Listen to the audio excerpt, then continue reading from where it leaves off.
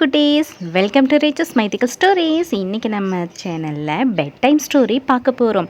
இது நம்மளுடைய வாழ்க்கைக்கு ரொம்ப ரொம்ப ரொம்ப ரொம்ப பயனுள்ள ஒரு கதை. சரி குட்டீஸ், நம்ம கதைக்குள்ளே போகலாமா? கதையுடைய பெயர் என்ன தெரியுமா? கடிகாரத்தின் கதை. கடிகாரம்னா என்ன? Watch, wall clock, hand watch, இப்படி எதை வேணாலும் சொல்லலாம். ஆக மொத்தம் கடிகாரம். சரியா குழந்தைங்களா? ராசாத்தின்னு ஒரு அம்மா தன்னுடைய மகனை எழுப்பிக்கிட்டு இருந்தாங்க. செல்லம், எழுந்துரு, பள்ளிக்கு நேரம் ஆயிட்டுது பாரு அப்படின்னு ஒவ்வொரு நாளும் இப்படி தான் காலையில் கூவிக்கிட்டே இருப்பாங்க.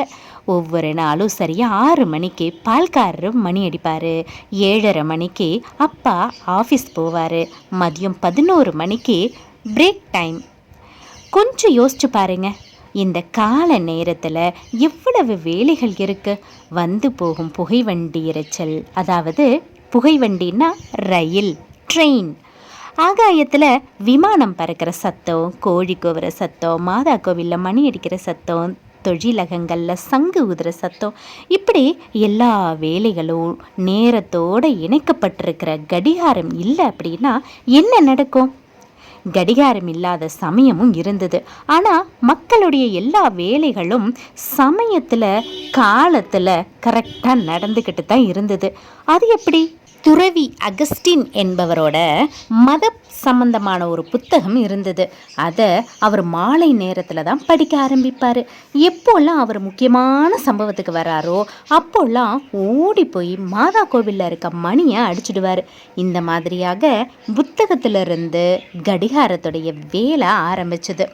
சில மனிதர்கள் சூரிய உதயத்திலிருந்தும் சூரிய அஸ்தமத்திலிருந்தும் நேரத்தை கணக்கிட ஆரம்பித்தாங்க. கிறிஸ் நாட்டில் ஒரு உயரமான கம்பம் இருந்தது. அந்த கம்பத்திலிருந்து நடுப்பகலில் விழற நிழல்லிருந்து காலை மாலை அப்படின்னு நேரத்தை கணக்கிட்டாங்க. ஆனால் இந்த கடிகாரத்தை எங்கேயும் எடுத்துட்டெல்லாம் போக முடியாது. துறவிகள் சிறிய கம்பை ஒன்று வச்சிருப்பாங்க. அதனோட கீழ்ப்பக்கத்தில் ஊசி ஒன்று செருகி வச்சுருப்பாங்க.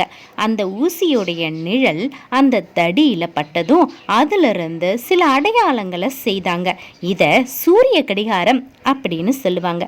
சூரிய கடிகாரம் பல விதங்களில் இருக்குது. இதுக்கு பிறகு தான் தண்ணீர் கடிகாரம் கண்டுபிடிக்கப்பட்டது. சீனாவில் ஒரு கல் படிக்கட்டில் பெரிய பெரிய செம்புனால் ஆன கெட்டில்கள் வைக்கப்பட்டிருந்தது. ஒரு கெட்டிலிருந்து இன்னொரு கெட்டிலுக்கு தண்ணீர் விழுந்துக்கிட்டு இருக்கும். 24 மணி நேரத்தில் அந்த கெட்டில்களில் தண்ணி முடிவடைஞ்சிரும். அங்கே ஒரு காவல் காப்போன் நியமிக்கப்பட்டிருப்பாங்க. அவர் எல்லோருக்கும் நேரத்தை தெரிவிச்சுக்கிட்டு இருப்பார். அதுக்கு பிறகு அதனுடைய இடத்தை மணல் எடுத்துக்கிச்சு. பழங்கால பொருட்களை சேமித்து வச்சுருக்கிற அருங்காட்சியகத்தில், அதாவது மியூசியமில் நீங்கள் பார்த்துருக்கலாம்.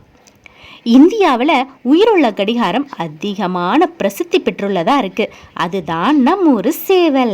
விடியற் காலையில் சேவல் கூவுறதை நீங்கள் கேட்டிருக்கீங்களா? கிராமப்புறங்களில் இந்த சேவல் கூவுற சத்தத்தை அதிகமாக கேட்க முடியும்.